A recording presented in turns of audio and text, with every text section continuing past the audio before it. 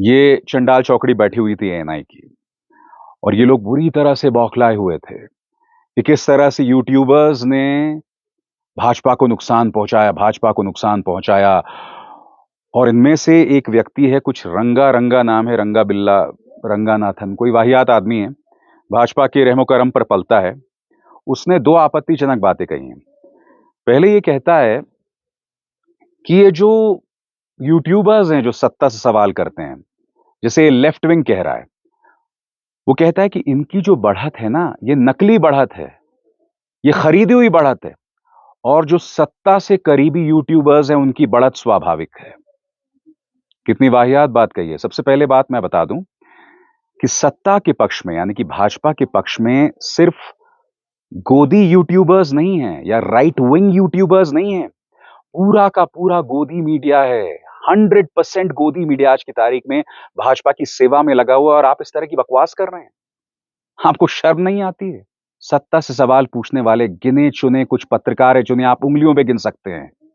अभिसार शर्मा, ध्रुव राठी, रवीश कुमार, अजीत अंजुम, साक्षी जोशी, यही कुछ गिने चुने पत्रकार हैं जो सत्ता से सवाल करते हैं, जिन्हें लोग सुनते हैं, देखते हैं, और इनकी पहुंच से ये लोग बौखलाए हुए हैं।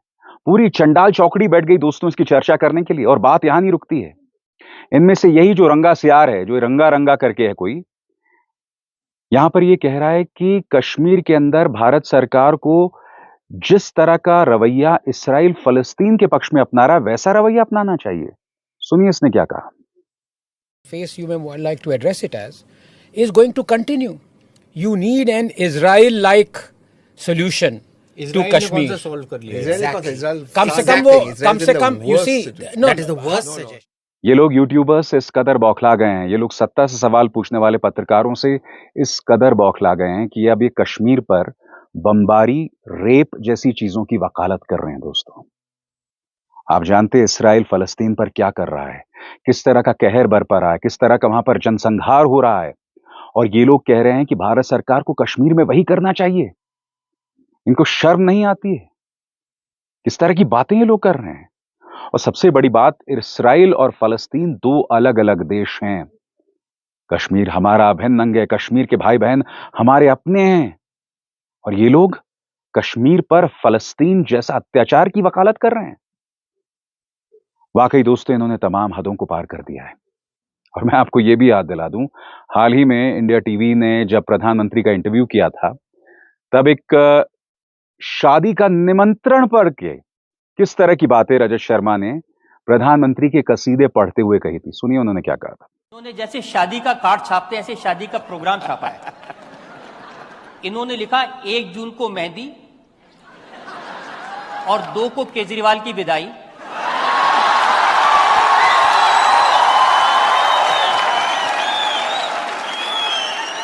4 जून को ब्रेकफास्ट और उसके बाद हल्दी, और लंच पे रोना धोना शुरू। 3 बजे ईवीएम की डोली में वापसी, 5 बजे विपक्ष की विदाई, 6 बजे विदाई का रोना, और 7 बजे पप्पू जाएंगे इटली।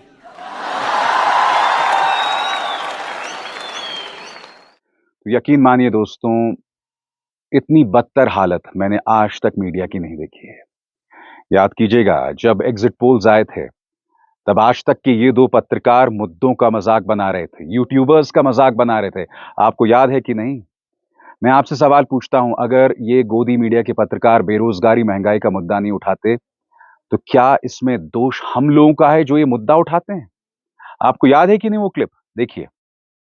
और एक ऐसी लहर चलाने की कोशिश की जैसे कि देश में अंदर जमीन पर प्रधानमंत्री मोदी के लिए एक बड़ा नेगेटिव माहौल है और लोग बड़े परेशान हैं, संविधान खतरे में आ गया है, हमारे सारे इंस्टीट्यूशंस खतरे में आ गए हैं, बड़े बड़े नेताओं को जेल में डाल दिया, इससे लोग बड़े नाराज हैं, अर्थव्यवस्था, बेरोजगारी, ये सारे जितने मुद्दे थे, लोकतंत्र खतरे में आ गया है, आजादी हमारी खतरे में आ गई है, ये हमारे आखिरी चुनाव होंगे अगर ऐसा हो गया कि अगर प्रधानमंत्री जीत गए तो। अब ये सारे लोग क्या करेंगे? चलिए, उनकी चिंता वो खुद करें, उनकी चिंता हमें करने की जरूरत नहीं है। और ना मैं मानती हूँ कि हमें उनको इतना स्पेस देना चाहिए कि आज तक जैसे चैनल पर हमें ऊपर चर्चा करने इस तरह से इनकी बौखलाहट सामने आती है क्योंकि हर गुजरते दिन के साथ गोदी मीडिया की बौखलाहट सामने उभर कर आ रही है।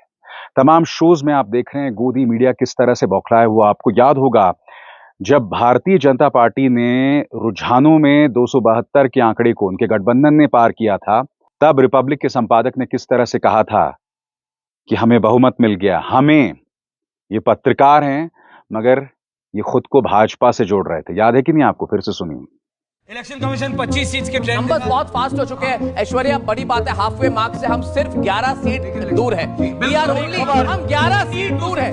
11 सीट सिर्फ 11 काउंटिंग के लिए 160 सीट बाकी है और 11 सीट का गैप है, यानी कि एनडीए सरकार बनाने के लिए पूरी तरह से तैयार है। मैं कहा था 9 बजे के पहले हम ट्रेंड बता देंगे और हम इलेक्शन को कॉल कर देंगे। इस वक्त we are moving towards it. 2 seat बाकी है।